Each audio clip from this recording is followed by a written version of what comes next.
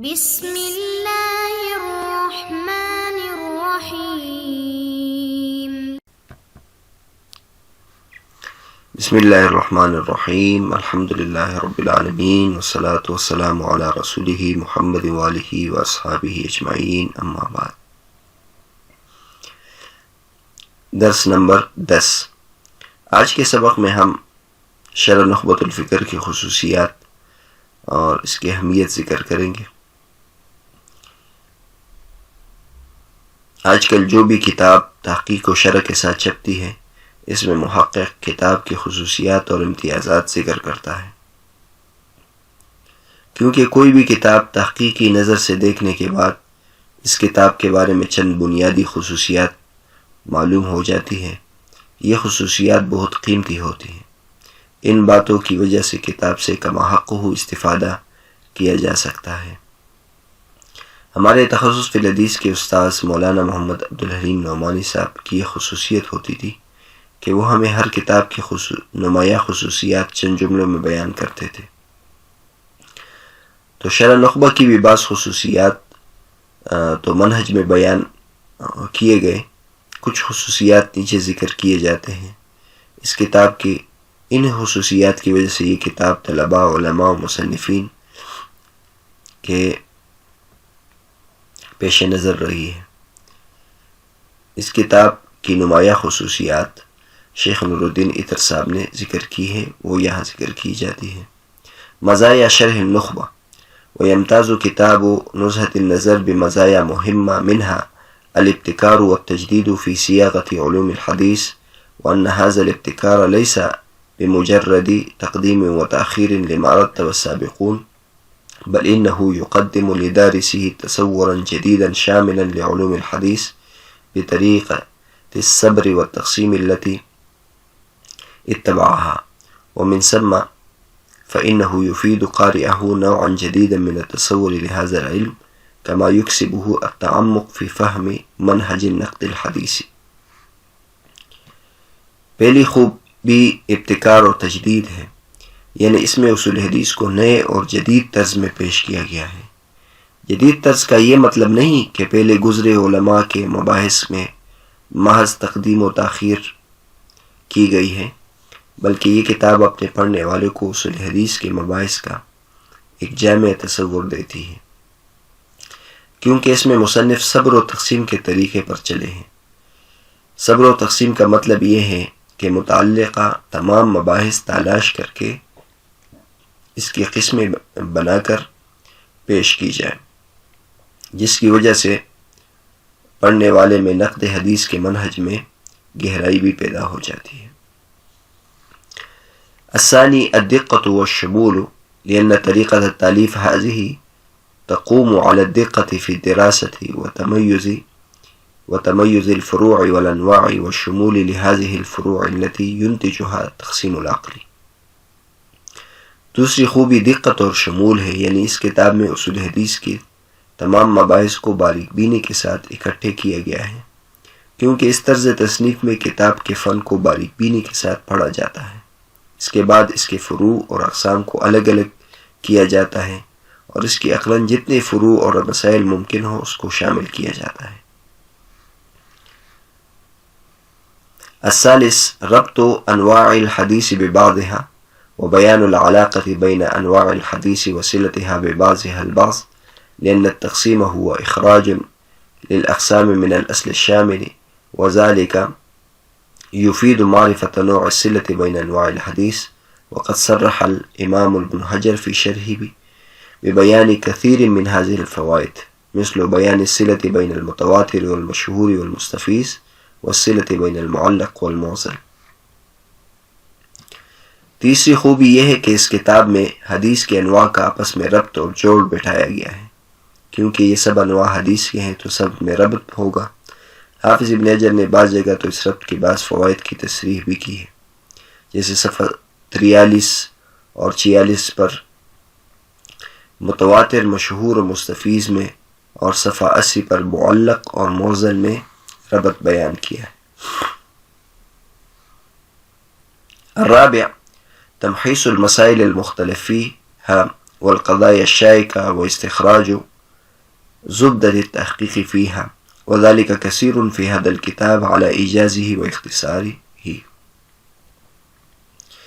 چوتھی خوبی یہ ہے کہ اس کتاب میں اصول حدیث کے مختلفی مسائل اور مشکل مسائل کو منقح اور واضح کیا ہے، اور اس میں حافظ ابن حجر رحمۃ اللہ علیہ نے اپنے تحقیق کا خلاصہ ذکر کیا ہے. اس کتاب میں کئی جگہ پر یہ موجود ہے، اگرچہ یہ کتاب مختصر ہے.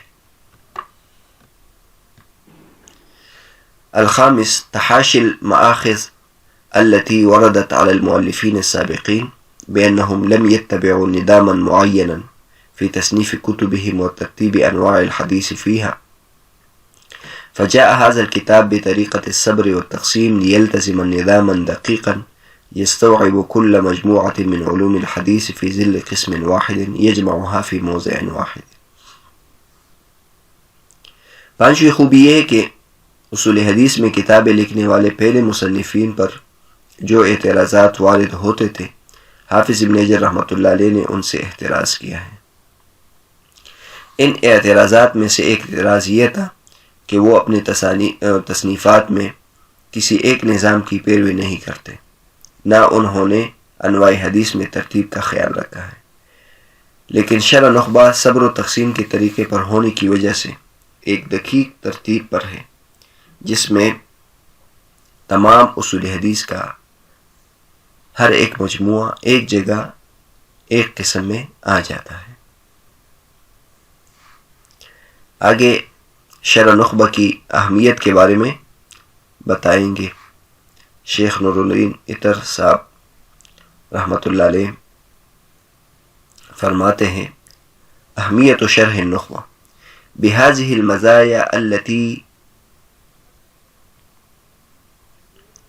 تميز بها شرح النخبة للحافظ ابن حجر كان له مكانة كبيرة عالية في علم الحديث جعلته مطمح أنظار طلبة الحديث وعلمائه والمصنفين فيه، ونلخص أبرز جوانب ذلك فيما يأتي.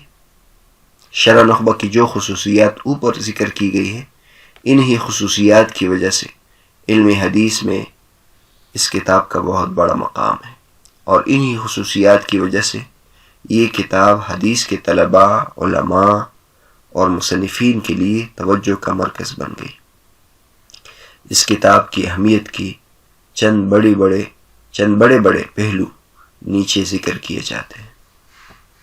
الاول الأثر الواضح الذي خلفه في مصطلحات الحديث، فما اختاره في هذه المصطلحات جرى عليه العمل واستقر عليه المحدثون بعده، مثل اختياره في الشاذ والمنكر، ومثل تمييزه أنواع الحديث المقبول بهذه الإضافات: الصحيح لذاته، الصحيح لغيره، الحسن لذاته، الحسن لغيره.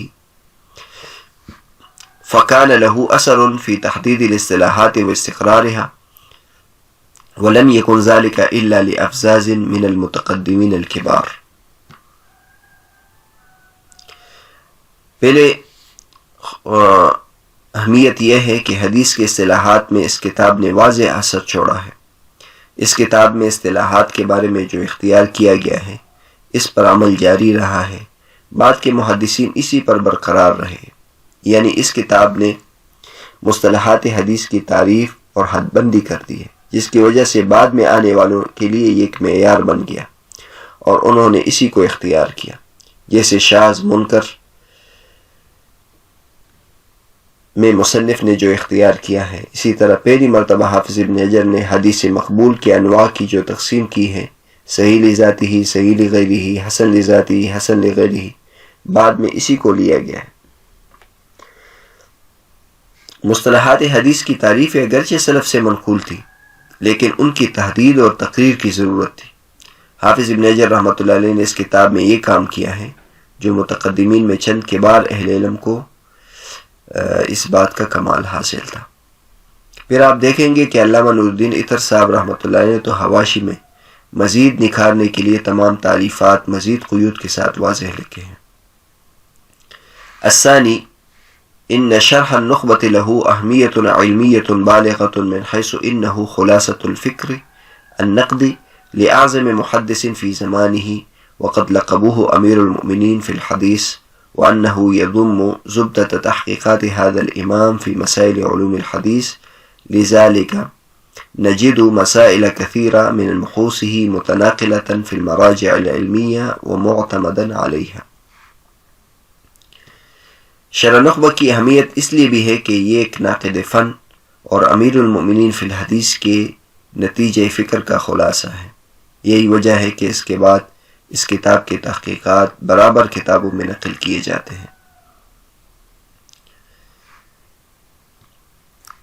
الثالث شحذه لذهن دارسه بسبب إيجازه وغزارة مادته العلمية، ثم اتباعه طريقة الصبر والتقسيم التي تقوم على بحث العقل في احتمالات الأحوال الممكنة للشيء المدروس والقسم الذي تفرع فروعه۔